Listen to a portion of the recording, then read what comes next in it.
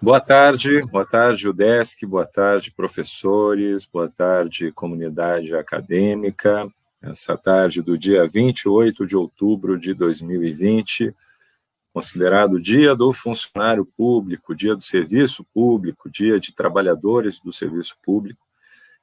Hoje nós tivemos um ato no centro da cidade, que a gente transmitiu ao vivo aqui pela página da Prudesc, esse ato, na frente da Catedral Metropolitana, na Praça 15, em Florianópolis, várias entidades sindicais presentes para se manifestar na defesa do serviço público contra a reforma administrativa, que tira muitos direitos de trabalhadores. E hoje a gente vai falar de um tema correlacionado com isso, né? Que a gente tem que enxergar as coisas dentro de um quadro amplo, né? Não apenas no que está acontecendo com um ou outro servidor da UDESC, mas o que vem acontecendo com as categorias do serviço público nas últimas décadas, né? E entender que essas políticas, elas fazem parte de um contexto, inclusive internacional, de pressão do capital financeiro, de pressão sobre a arrecadação do Estado e o uso que se faz dos impostos, no sentido de prestação de serviços públicos, e políticas de terceirização, de privatização, de desoneração fiscal, que acabam atingindo justamente o atendimento público e gratuito à população que mais precisa ser assistida por esses serviços. E com isso, o resultado é a precarização das condições de trabalho dos servidores públicos, dos direitos adquiridos, né, no momento que eles são admitidos, e que muitas vezes isso está associado também com a perda de direitos dos próximos servidores, né? Ou se haverá, inclusive, concursos no sentido de repor esses quadros, né? E aí a preocupação que a gente tem mesmo com a juventude, né?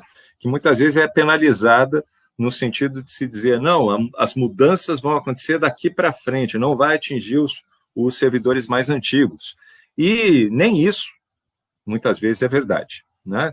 A gente já discutiu aqui a reforma da Previdência antes, a gente já discutiu a reforma administrativa também, e hoje, mais uma vez, nós temos aqui conosco o advogado Marcos Rogério Palmeira, que atende o Sindicato dos Técnicos da UDESC, e que já veio aqui falar com a gente a respeito da reforma administrativa, uma live muito esclarecedora. Então, boa tarde, Marcos Palmeira. Boa tarde, Rafael. Boa tarde, comunidade da UDESC, professores, técnicos, né, aqueles que nos assistem agora, né, e que vão nos assistir posteriormente, né? Bom, nós temos também conosco aqui, obrigado, Marcos, do Sindicato dos Trabalhadores da Previdência, da Saúde, da Previdência Social no âmbito federal aqui em Santa Catarina, o Luciano Veras, né, que vai também ajudar a gente a entender esse processo da mudança da aposentadoria no serviço público, do lado de quem fala de dentro, né, quem trabalha diretamente com esse processo. Boa tarde, Luciano. Boa tarde, Rafael. Boa tarde a todos. Muito grato pelo convite. Ficamos aqui à disposição para tentar esclarecer esse pandemônio, essa lambança que foi feita propositalmente com os nossos direitos previdenciários. Muito obrigado, e também temos uma presença surpresa hoje, que é da parte diretamente interessada, né, que é o professor Sivaldo Correia, que entrou com o processo, né, e teve negada a sua gratificação de dedicação integral no pedido da sua aposentadoria, né, e foi mencionado isso pelo reitor na última reunião do Conselho Universitário, com grande preocupação por parte de toda a comunidade, e é a razão pela qual nós fomos solicitados, né, que a gente fizesse um levantamento, uma discussão a respeito desse processo. Boa tarde, professor Sivaldo. Boa tarde, muito obrigado pela oportunidade de estar participando aí com vocês. Como já foi comentado, né, meu processo entrou em diligência, né, com relação a essa nova interpretação do IPREV com relação à dedicação integral. Eu acredito que outros professores também vão, né, vão ser contemplados com esse prêmio também. Boa tarde a todos. Tive um problema de conexão aqui, né? Mas, enfim, gostaria de começar justamente por esta questão, né? A gratificação por dedicação integral, a GDI, como é chamada na nossa universidade, o que rege o direito à sua incorporação no cálculo da aposentadoria, começando, então, pelo Marcos Palmeira, né? Em relação ao direito e às mudanças da lei, quer dizer, o que foi invocado, e aí a gente tem a legislação também para colocar aqui em tela, né, e o próprio processo do professor Sivaldo, o que foi colocado é que a emenda constitucional 103, que foi aprovada no ano passado, em novembro, né, no nível federal, e que ainda não foi regulamentada no nível estadual aqui, na medida em que o projeto de reforma do governador Carlos Moisés, né, então governador Carlos Moisés, a gente tem que dizer isso agora, né, foi retirado da Assembleia Legislativa, mas que determinadas medidas previstas nessa emenda constitucional, elas abarcariam todo o serviço público já de imediato, inclusive dos servidores estaduais. Isso foi dito, inclusive, pelo reitor, e a gente pode depois colocar a fala dele aqui. Foi dito não no sentido de concordar, mas no sentido de explicitar qual foi a alegação feita no âmbito do IPREV, né, do Instituto Estadual aqui da Previdência, e discutir se, afinal de contas, isso procede ou não, Marcos. Como é que fica isso? Pois bem, a questão ela é bastante complexa, né, do ponto de vista jurídico, tratar sobre as gratificações que são incorporáveis, tá? E essa questão aí, ela tomou relevância, né, após a aprovação da emenda constitucional 103 de 2019, que é a reforma da Previdência, né? Então, pensávamos que a emenda constitucional ela não ia atingir os servidores que estavam na carreira, mas a gente já está vendo que os entes políticos eles estão adotando medidas, né, de aplicação de dispositivos da emenda constitucional 103.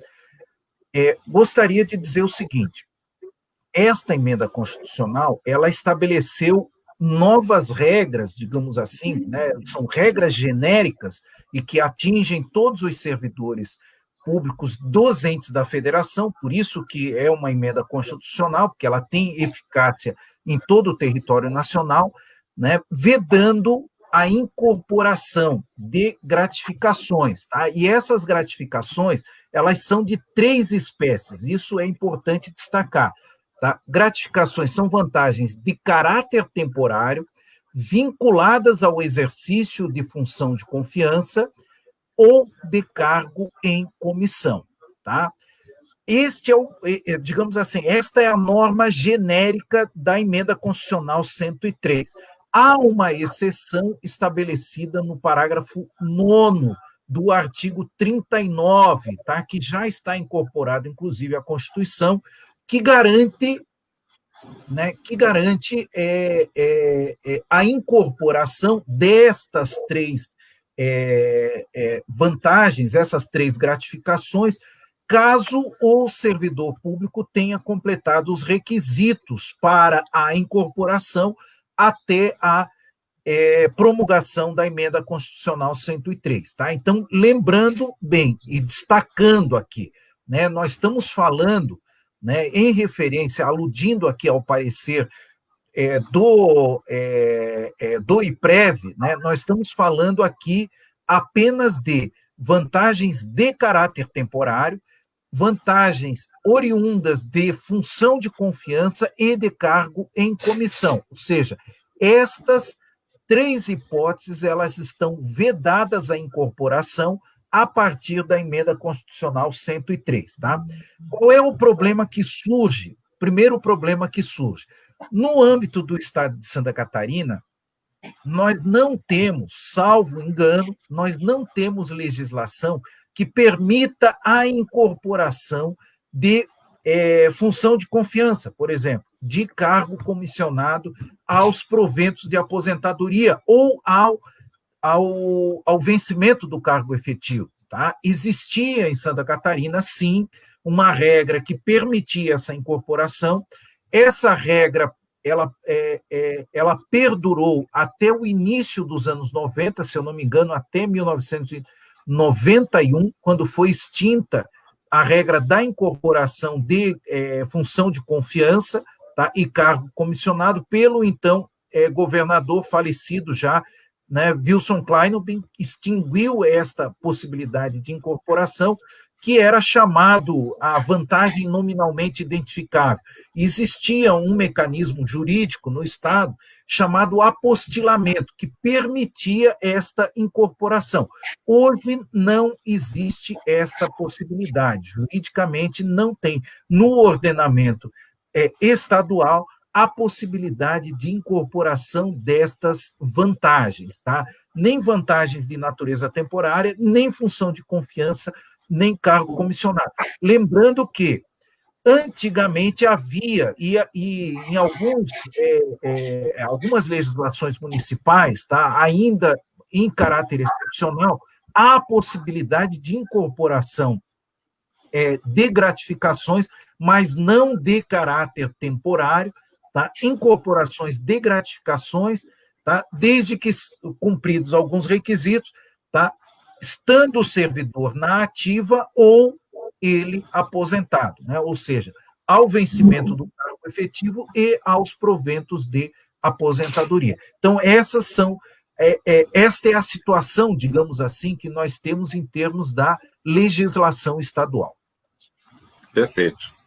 E aí, a questão é como é que o IPREV veio se comportando em relação a essa questão, né? E até para perguntar para o Luciano, né?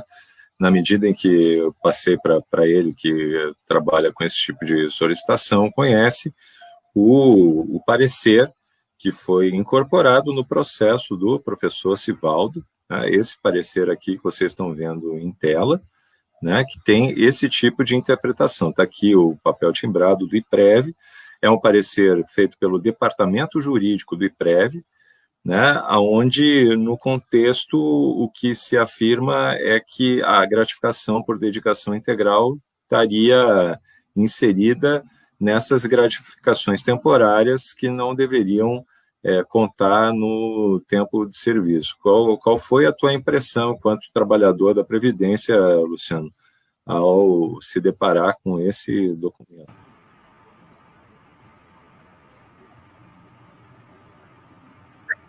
Pois então, Rafael, doutor Marcos, professor Sivaldo, primeira pergunta que a gente sempre faz agora, né, nesses tempos de live, vocês estão me ouvindo bem? Porque eu tenho tido dificuldade com meus microfones. Estou ouvindo bem. Está tudo certo? Está chegando direitinho aí?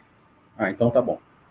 Então vamos lá. Então, primeiramente, para o doutor Sivaldo, eu quero primeiro mostrar isso aqui, né, para o professor. Ó, nenhum direito a menos. Toda discussão jurídica é importante, né? E tem relevância. Toda essa discussão, inclusive, nos abre portas, entendimentos em termos de politização do que está acontecendo no aspecto amplo, como disse o Rafael. Mas é só a nossa organização lá na frente, até porque a emenda desconstitucionalizou muito da questão previdenciária, que vai garantir que a gente não perca mais. Minha opinião, Rafael, vendo o parecer que tu me mandaste, e trabalhando com isso, não nesse momento, eu estou no sindicato, mas até há pouco tempo fazia auditoria de benefícios. Durante muito tempo, trabalhei no balcão fazendo aposentadorias, trabalhei também na implementação de demandas judiciais, né? Ou seja, eu implementava os benefícios, ou cortava benefícios, enfim, fazia o que a justiça mandava o INSS fazer, também participei muito, fiz muito isso nas áreas do INSS. Minha interpretação é a seguinte: primeiro, eu não vejo como essa análise ter qualquer respaldo jurídico, né? Eu que sou um leigo, juridicamente, vamos dizer assim, mas que trabalho com essa matéria, não vejo como, acho até meio bizarra a interpretação que está se dando. E aí nós temos duas opções aqui, dois entendimentos que nós podemos dar para isso. né, do meu ponto de vista, e falando um pouco politicamente, de que internamente trabalha com esses processos, né, com essas questões.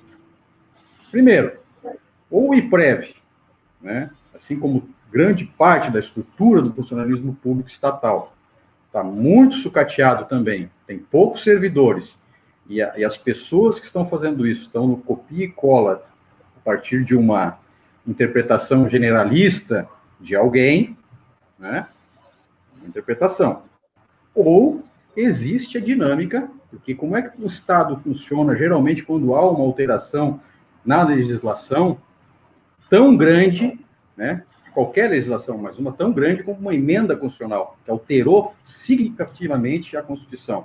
Eles reúnem o contexto dentro de um projeto político, interpretam isso e mandam essas orientações para todos os seus órgãos, né? Assim vai do governo do Estado para a Secretaria de Saúde, para o IPREV, que cuida da Previdência, enfim, eles interpretam a partir das procuradorias, enfim, dos seus órgãos técnicos de análise, e mandam. Então, existe, segunda opção, existe uma orientação, que aí é uma orientação de cunho político, de alinhamento deste governo com o projeto político em curso hoje, a nível nacional, que nós sabemos qual é.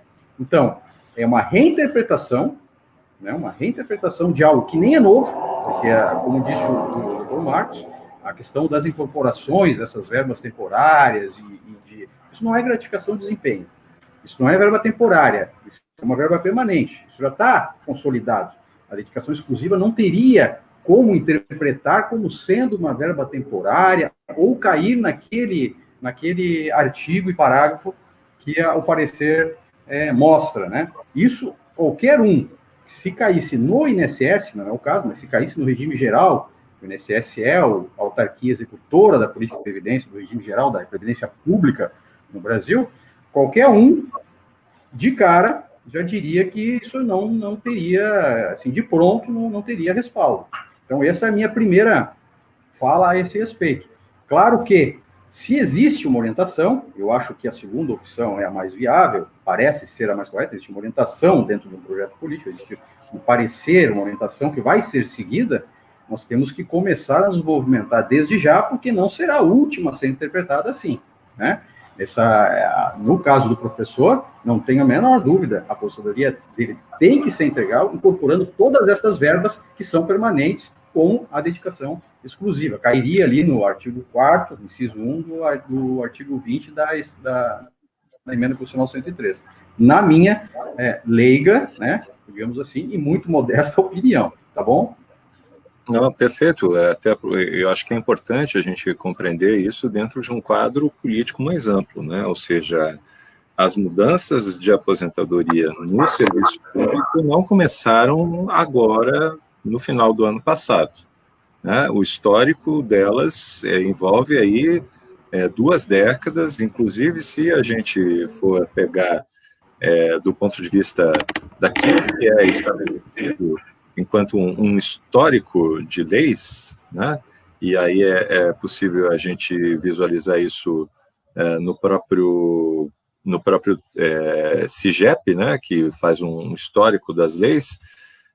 Ele coloca ali, ó, a Emenda Constitucional 103 de 2019, ela está relacionada, né, correlacionada com uma série de alterações. Tem a Emenda Constitucional 41 de 2003, que é aquela que acaba com a aposentadoria integral no serviço público, né? A Emenda Constitucional 47 de 2005, né? É mencionada a própria Constituição Federal, porque é ela que é alterada por essas emendas constitucionais, né? E a Emenda Constitucional 20 de 1998, né? De modo que, quando o professor Sivaldo solicitou o seu pedido de aposentadoria, né? Infelizmente a câmera não está ligada para a gente colocar na tela, professor, mas eu tenho aqui o processo, né, no SGPE, o processo que o senhor forneceu a numeração para que o advogado pudesse verificar, né?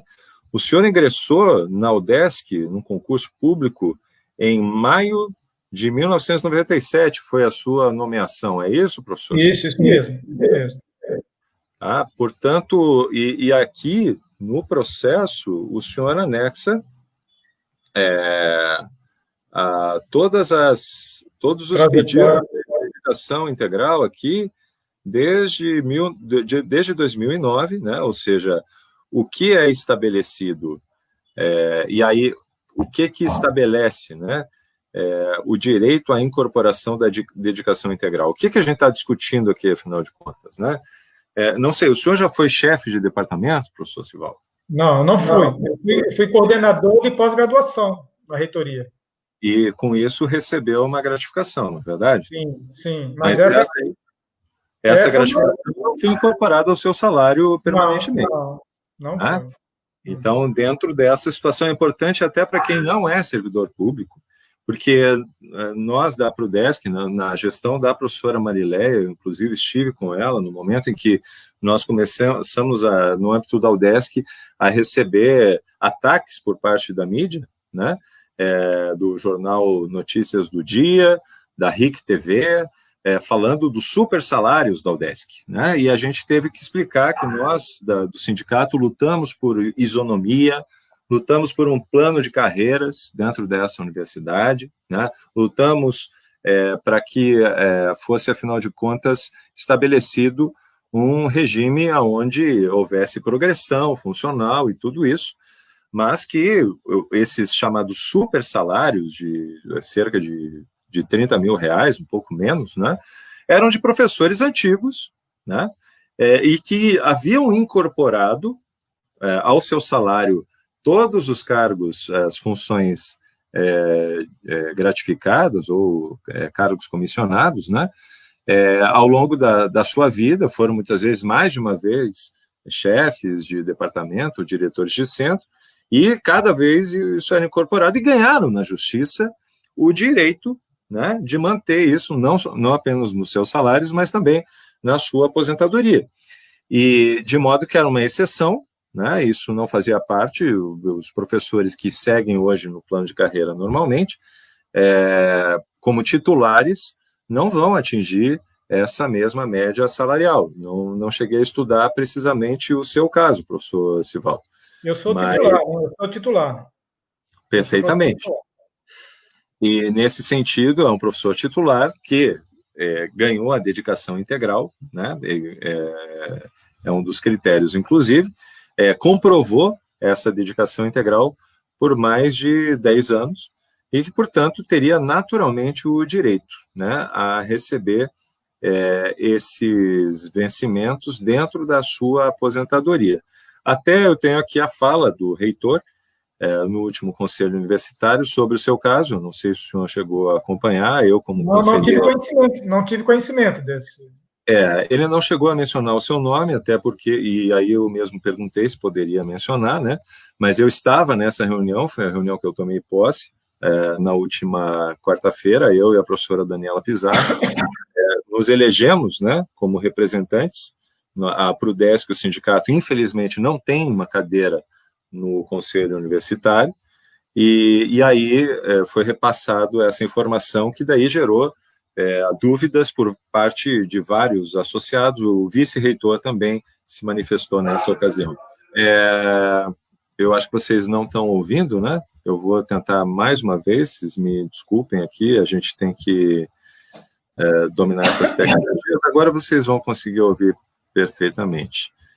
Então, está aqui a fala do reitor. Mas não é uma situação só da UDESC, é uma situação nacional, e me preocupa muito, tanto é que eu tenho conversado com outros reitores do sistema da ABRUEM, da Associação das Universidades Estaduais, Municipais, em relação a demandas dos servidores, em relação à autonomia universitária, entre outros assuntos. Mas um assunto que não depende só da UDESC, mas sim é nacional, é o que eu queria relatar para vocês em relação à perca de gratificação que não são mais incorporadas, por exemplo, a ADI dos professores. Então, eu sou obrigado a informar, e isso afeta principalmente os professores, como eu falei, não é uma questão somente da UDESC, é nacional, mas nós temos o caso de um primeiro professor que, um ofício ali que nos mandaram do IPREF, em relação ao caso dele, que, na verdade, caberia até recurso, porque no caso dele, por ser direito adquirido, tá? Então, antes da lei, ele já havia esse direito. Então, nesse caso, é um alerta, tá? E um informativo para quem iria se aposentar, né, o que está em trâmite, mas nós estamos vendo ainda essas questões, baseadas ali nos recursos humanos, da reitoria, nós estamos oficializando algumas consultas ao IPREF em relação a essa situação, e os senhores, obviamente, serão informados, como eu estou fazendo hoje, que a única coisa que eu tenho aqui é uma informação do primeiro professor aqui em relação a essa situação. Tá? Mas a gente traz mais novidades, mas é um assunto que nos preocupa muito e que muitas vezes não depende só do reitor, mas outras universidades estão passando, servidores públicos estão passando, e eu queria externar isso ao Conselho Universitário, né, essa situação da dedicação integral e essa situação ali das aposentadorias. E gostaria que o Coelho, se eu esqueci de algo, pudesse complementar, antes de eu encerrar a reunião, que o Coelho também está inscrito. Bom, eu gostaria de explicar aos conselheiros que esse corte ele foi feito da Previdência, aprovada em novembro de 2019. Muitas coisas feitas na reforma são ressalvadas a decisões dos estados e municípios. Por exemplo, idade mínima. A idade mínima aprovada em Brasília terá que ser referendada aqui na Assembleia, que tem o poder de mudar a idade mínima de aposentadoria.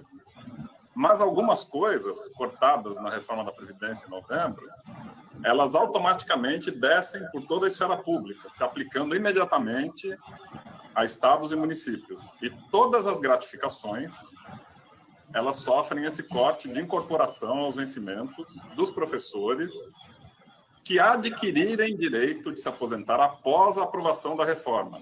Quem adquiriu o direito a se aposentar antes da promulgação da reforma da Previdência, da Emenda Constitucional 103 de 2019, não terá nenhuma perda.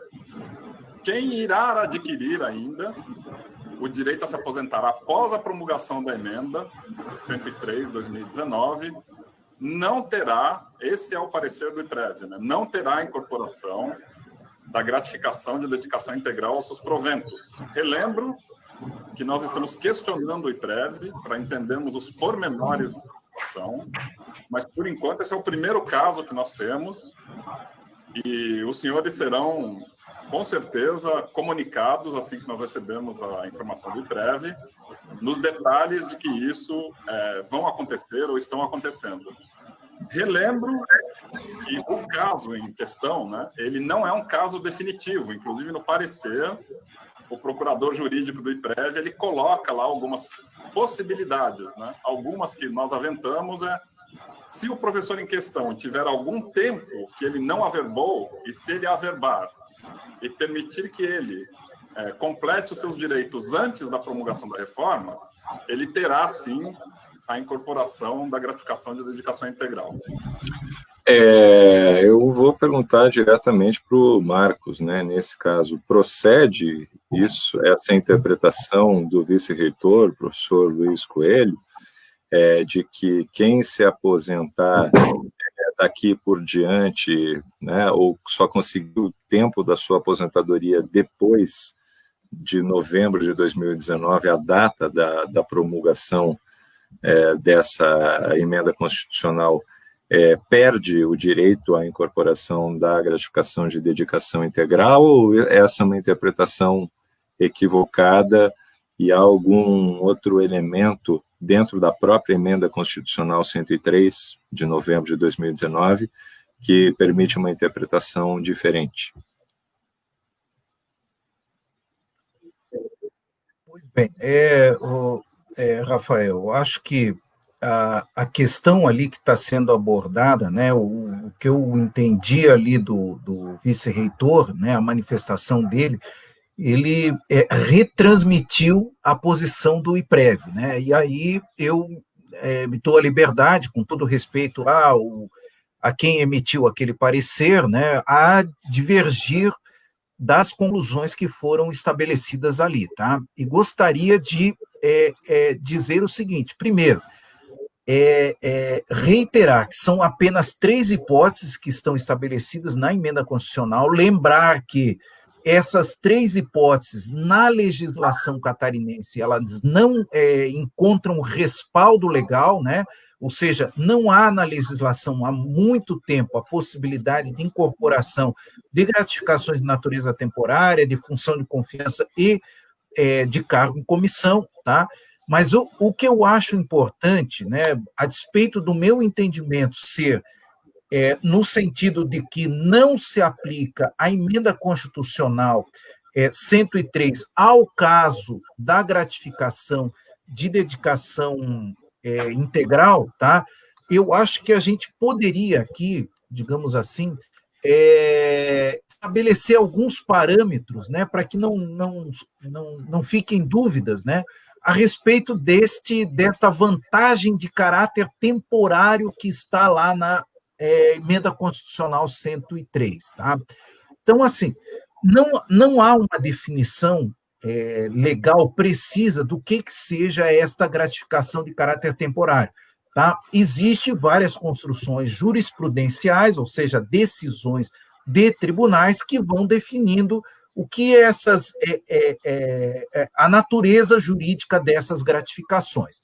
Bom, eu assinalaria assim, alguns pontos, né, que a gente encontra na jurisprudência e que afirmam, né, o caráter temporário ou permanente dessas gratificações. Tá? A primeira coisa que eu acho que identifica uma gratificação de natureza temporária é uma verba não incorporável. Tá? Então, quando nós encontramos lá no demonstrativo de pagamento do servidor público, tá? Ou do professor da UDESC, uma verba que não é incorporável aos proventos de aposentadoria, ou seja, ela não integra a base de cálculo destes proventos, elas têm um caráter temporário, tá? Ou seja, não vai se estender para os proventos de aposentadoria.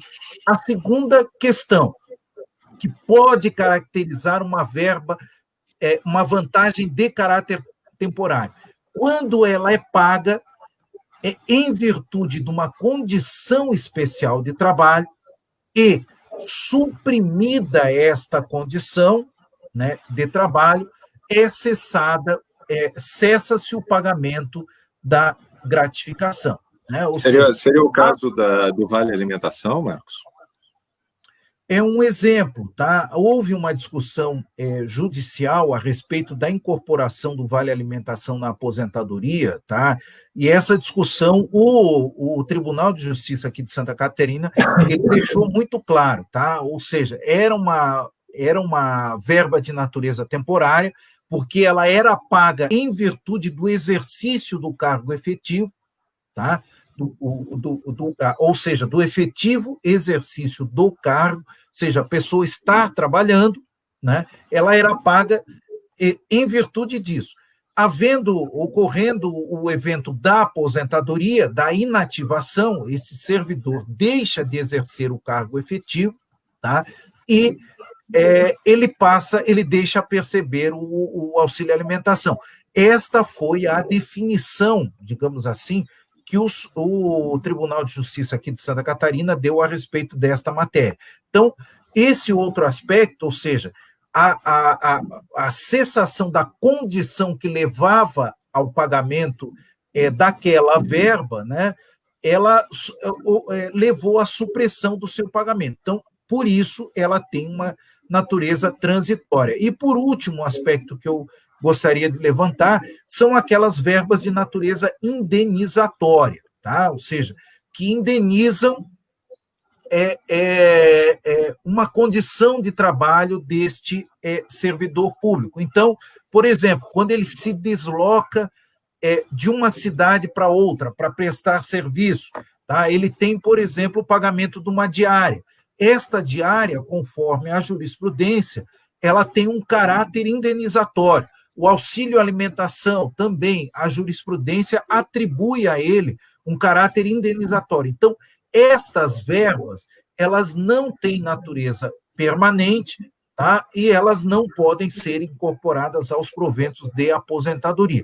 Tá? Tem um outro detalhe, tá, que é importante também, é a incidência da contribuição previdenciária, né? Porque desde a Constituição de 88, os nossos regimes previdenciários, o regime próprio de previdência e o regime geral de previdência, eles têm natureza contributiva. Por isso, para se incorporar uma verba, há necessidade da incidência da contribuição previdenciária.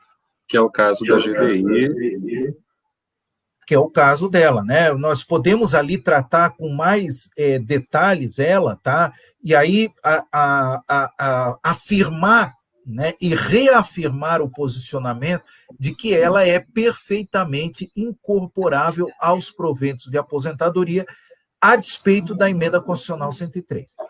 Se não fosse, nós não teríamos o direito, portanto, a obrigação de que sobre a GDI também fosse descontado o valor previdenciário, e é descontado, né, historicamente.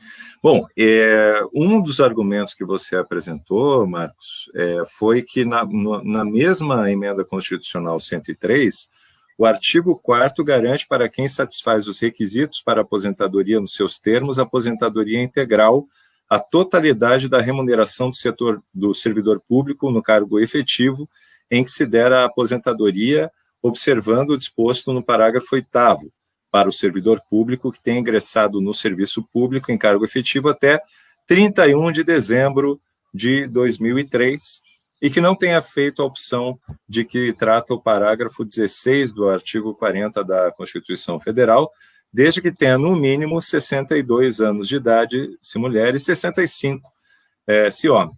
Ou para os titulares do cargo de professor, de que trata o parágrafo 4º, 57 anos de idade, e se mulher, 60 anos de idade para homem, né? E que, no caso, me parece que se trata do caso do professor Sivaldo, que ingressou no serviço público em 1997. E aí é que eu gostaria de perguntar ao Luciano, né? No sentido de que não é a primeira reforma da Previdência, né? No nosso sindicato, a gente tem faixa da reforma da Previdência lá há décadas, que não ficam velhas, né? Sempre estão atuais, sempre tem contra a reforma da Previdência.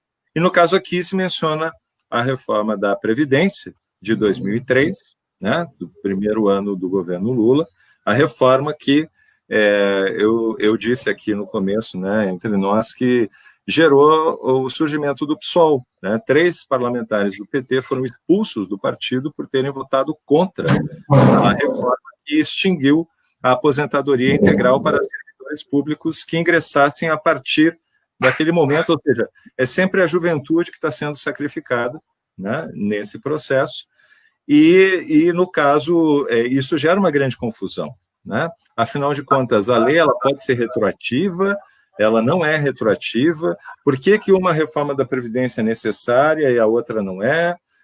Por que em um momento é invocada a crise econômica, problemas de arrecadação do Estado, em outro momento é alegado a pandemia? Mudam as justificativas, mas a pressão ela continua vindo sempre do mesmo lugar. Como é que o sindicato dos trabalhadores da Previdência, que está diretamente envolvido nisso, porque isso muda as condições de trabalho de vocês, afinal de contas, né? Como é que vocês interpretam esse processo?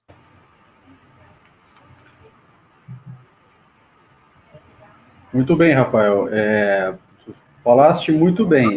Isso não nós já estamos na 5ª ou 6ª mudança do sistema previdenciário, a partir de emendas, mudança na Constituição, né? Essa, com certeza, aprofundou. Todas as outras prepararam esse terreno, não tenho dúvida, inclusive nos governos do PT, nós temos que ser muito claro quanto a isso. E eu queria ressaltar, para poder explicar um pouco do que tu citaste aqui, ressaltar um pouco do que o Dr. Marcos disse, do caráter contributivo. É importante que os trabalhadores, aqui, os nossos professores, entendam que isso não é um favor do Estado para você. Isso não está, o Estado não está fazendo um favor para você ao conceder sua aposentadoria, ou ao conceder seu auxílio, enfim, a interpretação que ele está dando agora tem um viés político claro. Então, não é um favor do Estado isso. Na verdade, esse dinheiro é seu. Você contribuiu, isto não é de graça. Você tem o direito de se aposentar. Você tem o direito, após uma vida laboral, poder ter um mínimo de dignidade e de recursos para poder viver o final da sua vida. E hoje, todas as reformas que nós temos visto, e aí eu quero poder aprofundar um pouquinho isso, nós não temos sequer isso. Nós não temos sequer a possibilidade ou a perspectiva de que vamos nos aposentar realmente. Porque ela deixou uma brecha imensa de interpretações, uma das quais nós estamos discutindo aqui, que inclusive chega a ser bizarra, né? Eu já vou falar sobre isso, mas ela abriu um leque gigantesco, né? Para que nós não possamos fazer ou chegar a usufruir esses direitos. Vou dar um exemplo que eu acho que gostaria, inclusive, sempre gosto de ressaltar isso, que os nossos colegas professores fizessem o mesmo. Eu trabalhei na iniciativa privada. Vou dar meu exemplo aqui para a gente poder direcionar a nossa discussão. Trabalhei na iniciativa privada.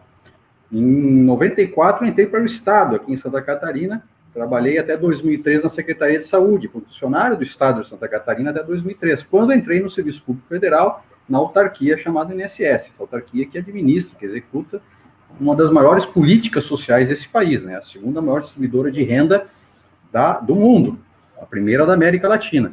Então, não é pouca coisa, né?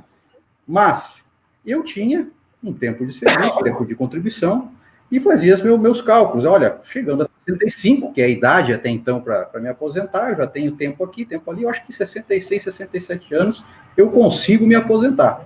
Pois bem, refiz meu cálculo, fizemos uma luta gigantesca, vários seminários em várias cidades do Estado, todos nós debatendo com a população o que seria essa reforma da Previdência, inclusive para os municípios, o que significaria, já que 80% dos municípios, a maior renda vem dos proventos de aposentadoria dos seus cidadãos, mais do que do Fundo de Participação dos Municípios, então isso vai ocasionar também o empobrecimento do orçamento municipal. Tudo isso a gente levou, né, fez toda, mas passou, né, vimos aí o que aconteceu, passou. Refiz meu cálculo, eu vou me aposentar lá com 74 anos.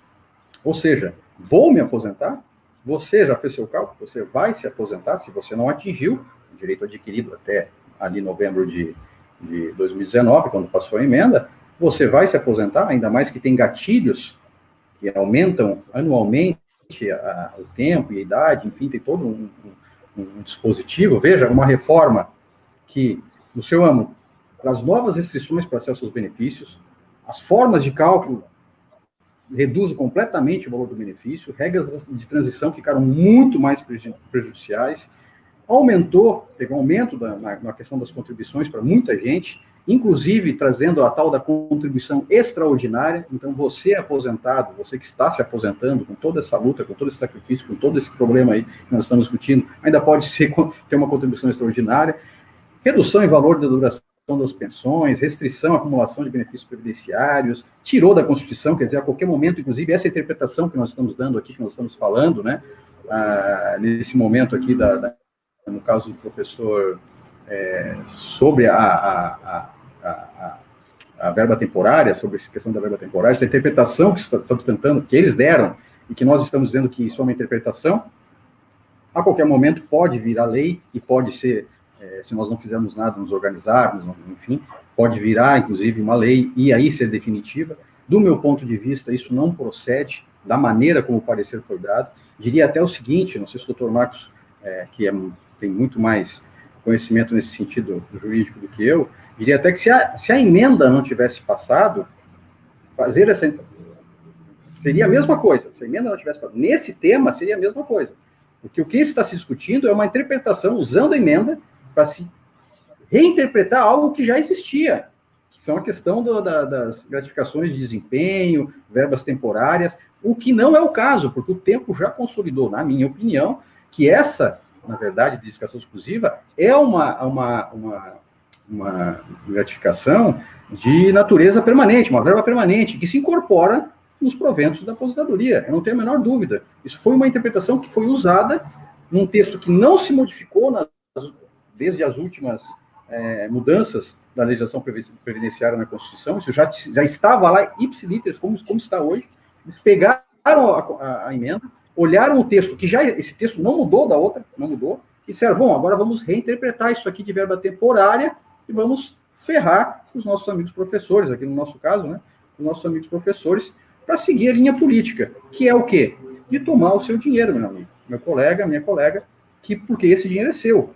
Na verdade, ele arrocha de um ponto, subtraindo recursos que deveriam ir para o seu sistema previdenciário, isso é dinheiro do trabalhador que o Estado está tomando e desviando, subtraindo, sequestrando de você, como sempre foi desde a Constituição de 88, nunca se implementou realmente o tripé da Seguridade Social, saúde, assistência social e previdência, nunca foi feito, sempre se tiravam de pá, abocanharam grande parte desses recursos que deveriam ser voltados a essas políticas para desviar o sistema financeiro, enfim, toda a questão da dívida, através da DRU, e todas essas questões que aí exige uma discussão mais aprofundada. Então, cuidado, meu amigo professor, aqui finalizando, porque esse dinheiro é seu, está se dando, neste momento, uma interpretação que visa nada mais, nada menos do que, novamente, retirar de você um direito, e o recurso que é seu por direito. É verdade, e no caso até eu gostaria de lembrar, Luciano, você falou da nossa contribuição previdenciária. Em 2015, houve, por uma lei da Assembleia Legislativa aprovada, uma alteração, um aumento da nossa contribuição previdenciária de 11% para 15%. E isso impactou diretamente a folha de pagamento da universidade naquele momento. E aí a lei de responsabilidade fiscal, né, superou o teto, inclusive, da lei de responsabilidade fiscal, sempre está com o garrote apertado, não podemos pedir reajuste por perdas inflacionárias se superar o limite prudencial da lei de responsabilidade fiscal, e ali se superou, assim, a nossa revelia por uma mudança do fator previdenciário, né? E do qual agora, então, fica aquela coisa, bom, quem entrou antes de 2003 tem direito à aposentadoria integral, mas agora quem não conseguiu se aposentar antes de 2019 já não incorpora a gratificação de dedicação integral, ou seja, mudanças de interpretação mexem com a vida das pessoas, né? E geram uma sensação de insegurança jurídica muito grande. Eu gostaria de saber, do professor Sivaldo, um retorno, né, em relação a essa discussão aqui, se o senhor esperava tudo isso e como é que o senhor está entendendo esse nosso debate aqui a respeito do seu caso, que abre um precedente muito sério dentro da nossa universidade. Obrigado, mais uma vez, estou aprendendo muito aí com vocês, né? Eu sou um pouco leigo, estudei muito engenharia de materiais, mas essa parte jurídica realmente é complexa, né? Interpretações, estou aprendendo muito aí com vocês, tá? Isso que o Rafael acabou de falar agora, as últimas palavras dele, é para isso que existe juiz, né? Para tentar frear essas interpretações, entendeu? Então, eu acredito, como vocês comentaram, né, que realmente há um equívoco essa interpretação. E interessante o que eu ouvi agora há pouco do reitor, né, meu colega Dilmar, né, que ele falou até que eu teria o direito adquirido, né, porque mesmo em 2019 eu já tenho mais de 10 anos de gratificação integral, né?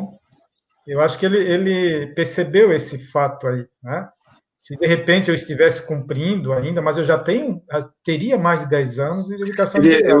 Se me permite, primeiro corrigir Sim. Aqui, o Marcos me corrigiu aqui que não foi aumento de 11% para 15% ou 11% para 14% o nosso fator previdenciário. Em relação ao que o reitor falou, ele disse que se você tivesse tempo de serviço comprovado, né, mínimo, antes de novembro de 2019. Ele não chegou a se referir ao tempo de DI, ele falou do tempo de serviço. Mas também há uma interpretação pelo que a gente... Na verdade, eu teria o tempo, tá? A partir de maio, eu fecharia... a partir de maio de 2019, eu já teria, só não fui por causa da minha idade, né, para formar o 95, né, que eu não tinha a idade ainda, mas teria o tempo, mas não teria a idade, por isso que tinha que esperar o meu aniversário para poder, né, seguir as regras, né. Mas eu estou ouvindo aí, né, o doutor Marcos aí, né, Palmeira, né, ele realmente, né, esse resumo que ele deu aí, né, das gratificações, né, o que é gratificação temporária, isso eu acho que seria uma base boa para uma justificativa, né, contrária. Né, eu acho que isso aí vai ser o caminho. E, no caso, é o doutor Marcos que vai fazer essa minha contestação, doutor Marcos? É o senhor que vai fazer? Não sei, a gente está ainda num processo, né, de sindicalização e o nosso escritório já começou a trabalhar sobre esse caso, né. O nosso advogado Rivera, que não está aqui hoje, ele está quase toda semana, então às vezes a gente dá uma folga também, ele estava envolvido no processo anterior em relação ao calendário acadêmico, né, o que a gente já protocolou ao Conselho Universitário, né, um recurso com relação ao calendário acadêmico, e nós temos até duas questões, né, levantadas aqui, uma pelo professor Zanon. Os professores que estão para se aposentar devem entrar com mandado de segurança, se este é o procedimento. E a professora Carmen Suzana pergunta: Luciano e Marcos, poderiam desenvolver um pouco a diferença de princípios entre o sistema previdenciário anterior, solidário, e o atual de capitalização, se não me equivoco, né? Então, gostaria de colocar essa questão, eu acho que ajuda a todos nós, né, professor Sivaldo, ouvir um pouco mais. Estamos todos aprendendo, afinal de contas, aqui nesse âmbito. Então, começando aqui pelo Luciano, sobre essa diferença do sistema previdenciário, né, de solidário, de capitalização, e depois a questão das medidas judiciais cabíveis para o Marcos nesse contexto.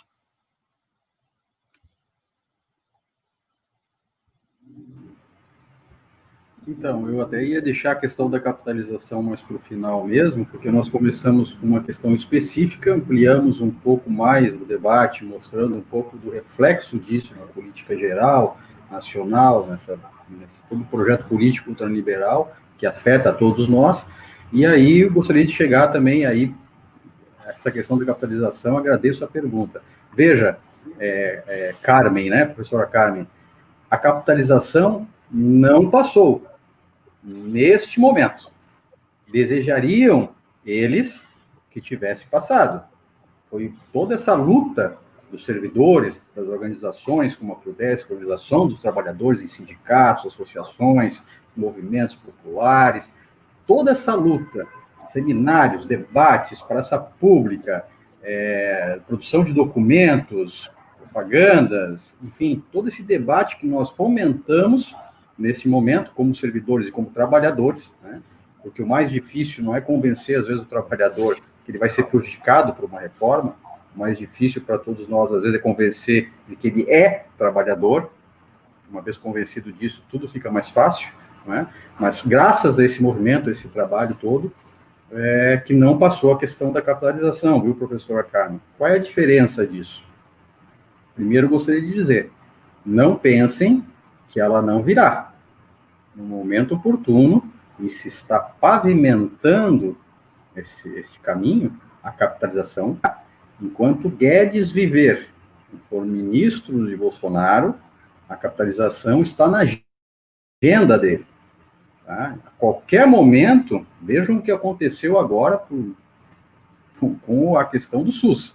Né? Vejam o ato autoritário, por cima de qualquer instância, remetendo a iniciativa privada às unidades básicas de saúde, e não tenho dúvida, é o começo da privatização total do SUS, né? Para não dizer a privatização realmente básica, responde por 80% do serviço da atenção primária de saúde. Mesma coisa é a capitalização. A capitalização é um regime que, diferente do regime solidário, em que recursos da União, recursos da Seguridade Social, eu citei, né?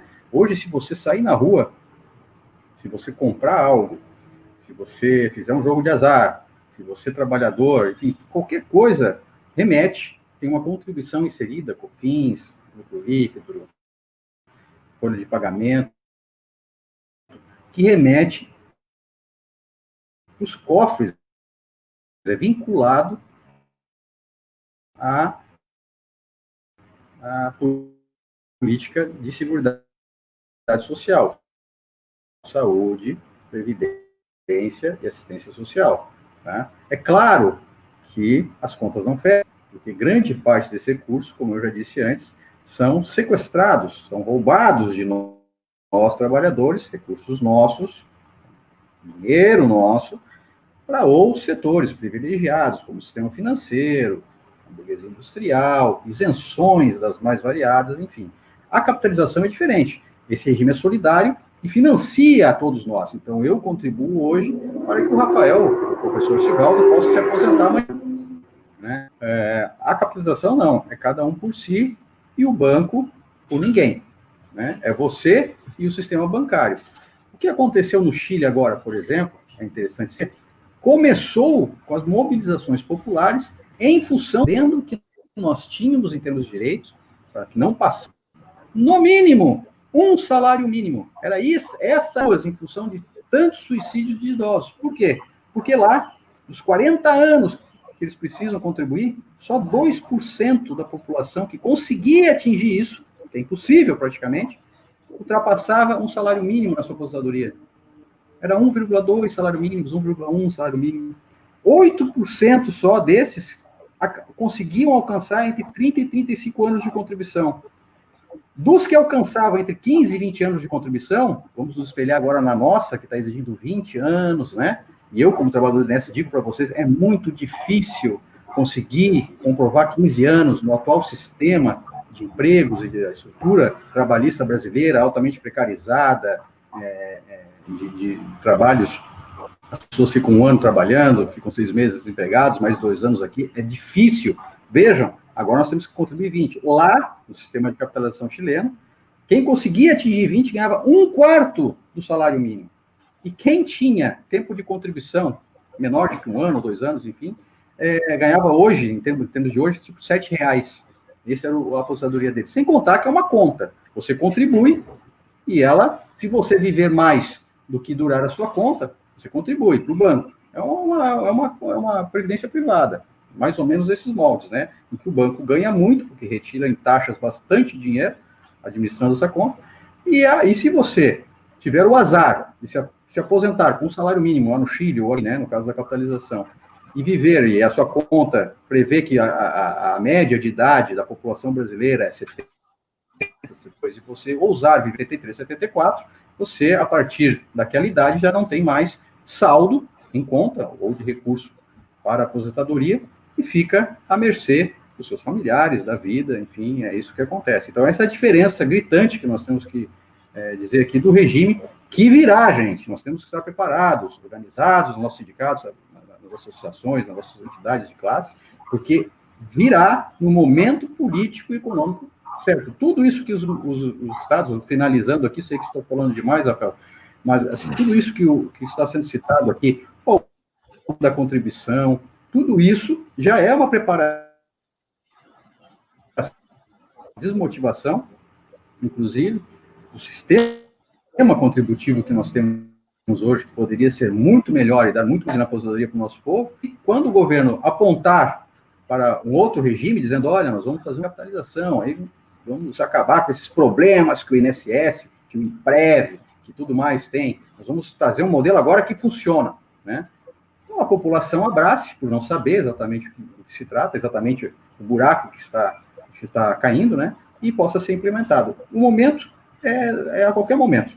Política economicamente viável, eles vão implementar isso aí, viu, professora? Então, fique atenta, porque aí sim será o fim da maior política social pública desse país e que ainda distribui em todas essas deficiências, falta de servidores, processos em atraso aos milhões, né? Porque é assim que está se desmontando o Estado, convencendo a população que o Estado não funciona, né? Sucateando para privatizar, que é o que eles vão fazer agora, privatizar a Previdência também a partir da capitalização.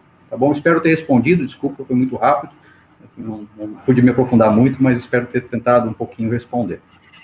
Não, eu acho que foi bastante ilustrativo, até porque a gente tem que entender nesse bolo, né, esse discurso que o Estado gasta mais do que arrecada, e a gente pergunta, tá, mas gasta mais com o quê? Né? E aí, se você vai pegar o bolo mesmo, você vai ver que o Estado gasta mais com a dívida pública. Né? E o que é a dívida pública? Né? Então, o que o Estado gasta com previdência? Isso é gasto? Né? Ou isso é investimento social? Né? Saúde, educação, entre outras. Né?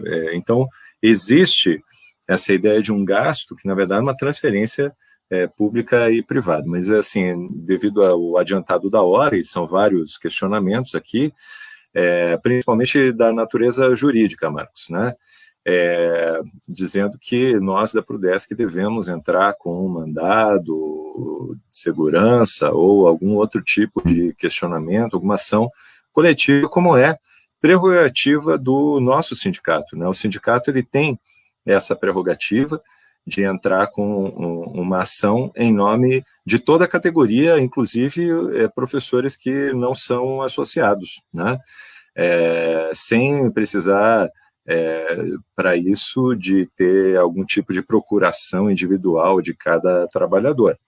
É o entendimento de que a representação sindical, ela pode fazer esse tipo de ação coletiva, ela deve fazer. Nós já tivemos este ano, na defesa do salário de professores substitutos no primeiro semestre, né, de disciplinas que foram canceladas, e o cancelamento se deu à revelia desse trabalhador. O contrato estava previsto, se ele não conseguiu fazer o serviço que estava previsto, isso se deve por motivos de força maior.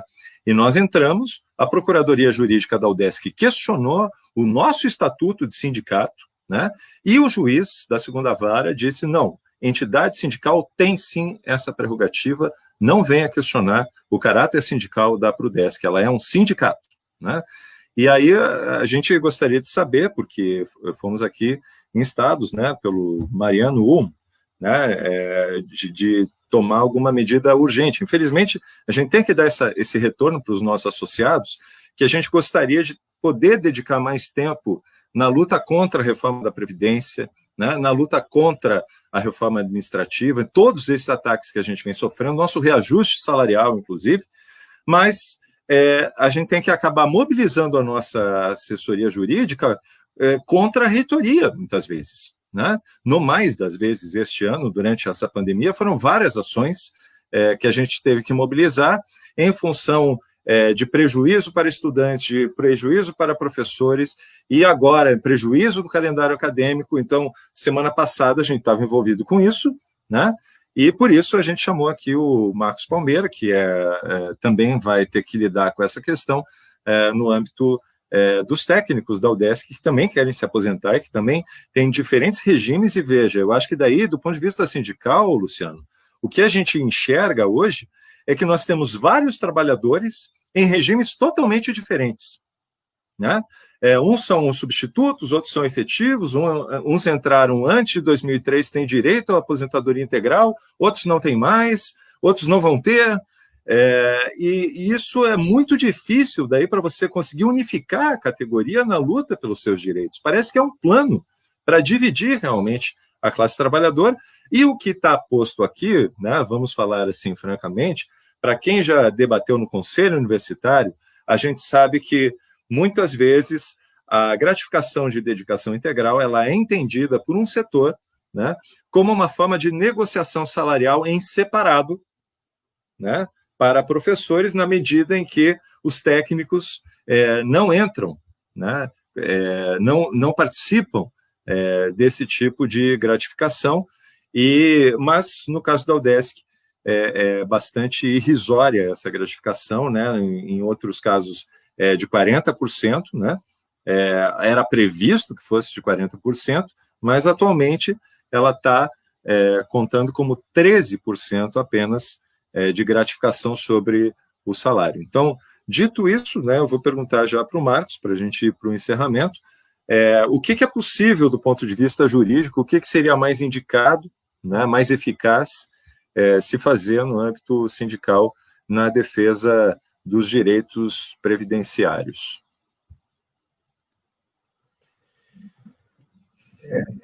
É bastante complicado a situação, assim, né? A gente,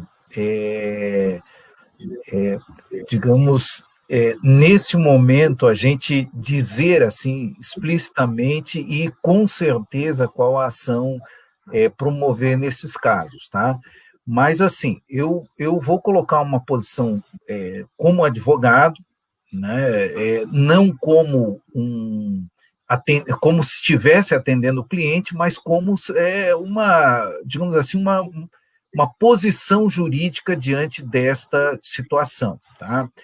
Eu entendo que o direito, a violação do direito, ele surge no caso concreto, tá? Então, é a primeira coisa que eu gostaria de assinalar, tá? Então, para aqueles que ainda não completaram os requisitos para a aposentadoria e para a incorporação da gratificação de dedicação integral, tá?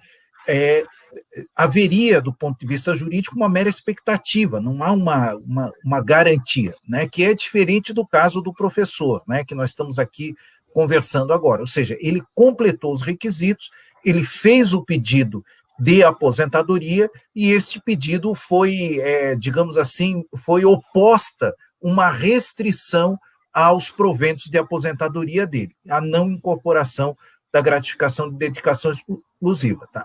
Integral, desculpa. Então, neste caso, né, a materialidade da violação do direito está demonstrada, e aí eu entendo que para ele existe uma razão de estar em juízo, né, uma razão de procurar o judiciário para a reparação do direito dele, tá?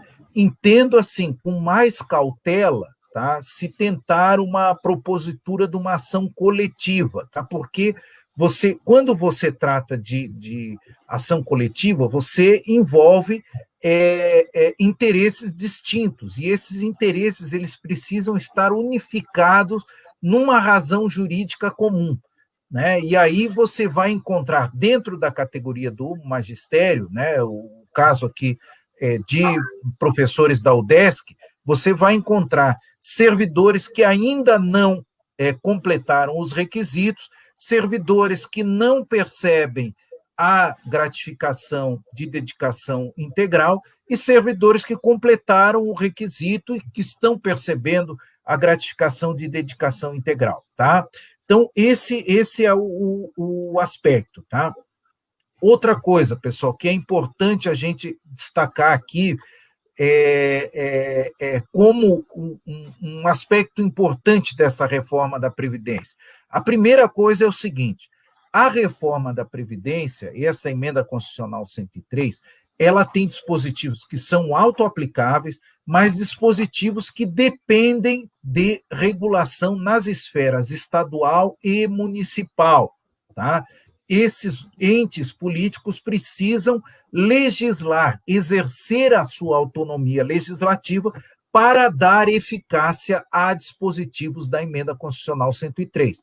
Tá? Enquanto eles não exercerem esta autonomia legislativa, continua valendo o regime jurídico da emenda constitucional 41 e 47. Tá? Por isso que no estado de Santa Catarina, por exemplo, é uma situação, né, nós não tivemos aprovação de reforma da Previdência após a emenda constitucional 103, então o regime jurídico que afeta os servidores públicos é aquele regime anterior à emenda constitucional 103, notadamente as regras estabelecidas na emenda 20, emenda constitucional 41 e emenda constitucional 47. Tá? Então, esses são os regimes jurídicos a serem obedecidos prioritariamente. A outra coisa importante a se destacar, pessoal, a gratificação, as gratificações incorporáveis, né, exceto aquelas 3 hipóteses que eu falei lá no início da nossa conversa, tá? As gratificações incorporáveis, elas precisam cumprir o requisito estabelecido na lei local, ou seja, na lei do ente político que vai conceder esta gratificação nos proventos de aposentadoria. Então, eu recomendo o seguinte, quando se fizer o requerimento de aposentadoria e quando se pretender a incorporação dessa gratificação, é necessário verificar os requisitos que estão estabelecidos lá no artigo 14 da Lei Complementar 345 de 2006. Tá? Ali que é o plano de carreira, tanto dos técnicos quanto dos professores da UDESC, né? O plano de carreira da UDESC, né? Ali estabelece os requisitos para a incorporação. Por isso que é preciso observar, né? O que nós estamos vendo na situação prática ali do professor, tá? É que o IPREV não atendeu esses requisitos estabelecidos na lei. Ele desprezou os requisitos e disse que aplica-se a emenda constitucional 103, quando não é o caso, na hipótese, não é o caso de incidência da emenda constitucional 103, porque a legislação estadual, ela estabelece uma hipótese de incorporação deste benefício, tá? Desde que cumprido os requisitos que estão estabelecidos lá no parágrafo 7º do artigo 14 desta Lei Complementar 345 de 2006, tá? E aí, verificando a jurisprudência do Tribunal de Justiça de Santa Catarina, ela é nesse sentido, exatamente. Ou seja, se a legislação determinando a incorporação, tá, se ela tem uma natureza permanente e se o servidor completou os requisitos para a incorporação, percebendo a gratificação, e esta gratificação tem a incidência da contribuição previdenciária, ele tem direito à incorporação. Então, nós temos aí precedentes jurisprudenciais que favorecem o caso específico do professor, tá? E nós temos, inclusive, um suporte legislativo que pode auxiliar também a fundamentação jurídica. No caso, a orientação, Marcos, é entrar com processo individual. No caso aí do professor Silvino, né, eu entendo assim que o melhor caminho é ele procurar ou a assessoria do sindicato, né, ou o advogado de confiança dele, isso é uma decisão pessoal, né, e ele buscar judicialmente a incorporação desta gratificação. Tá? Perfeito. Bom, gente, acho que já passamos um pouco aqui do horário, né?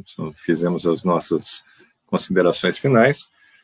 Só gostaria de consultar o professor Sivaldo, né? Se tem ainda mais alguma questão, se, enfim, ajudou a compreender qual é o problema do processo, qual é o melhor encaminhamento nesse sentido. Sim, foi muito bom, né, essa abordagem, né, ficou claro, aprendi muito com vocês e agradeço, né, essa possibilidade, certo, essa oportunidade. Então, eu agradeço também ao Luciano, ao Marcos, né, tá mais uma vez aqui com a gente, acho que deu um quadro bastante geral do que é esse ataque, da onde ele vem, o que ele pretende, como ele nos divide, como ele nos enfraquece, e é importante buscar sempre o sindicato, né? A gente fica satisfeito de ver que há um reconhecimento do trabalho que a Prudesc vem desenvolvendo, na medida em que professores associados, como hoje, né, temos tantas pessoas aí, colegas de Joinville, acompanhando essa live, em função de uma demanda que surgiu a partir do seu caso concreto, específico, professor Sivaldo, e que é trazido para a Prudesc porque esse sindicato está construindo, afinal de contas, uma referência para toda a categoria no sentido da defesa dos seus direitos. Nem sempre a gente consegue ser bem-sucedido nas lutas que a gente trava, mas a gente tem procurado fazer o melhor na defesa dos nossos interesses e dos nossos direitos coletivos. Então, ficamos por aqui.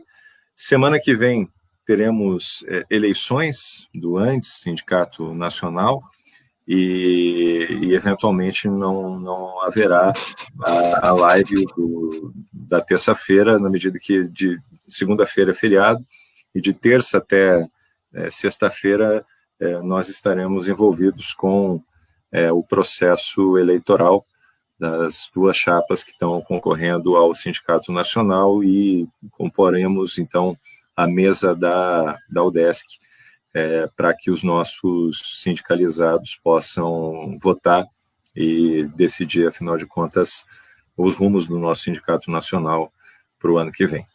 É isso, e uma boa tarde para vocês, e lembrando, mais uma vez, o dia do serviço público, o dia do funcionário público, estamos aqui juntos nessa defesa. Valeu, até a próxima.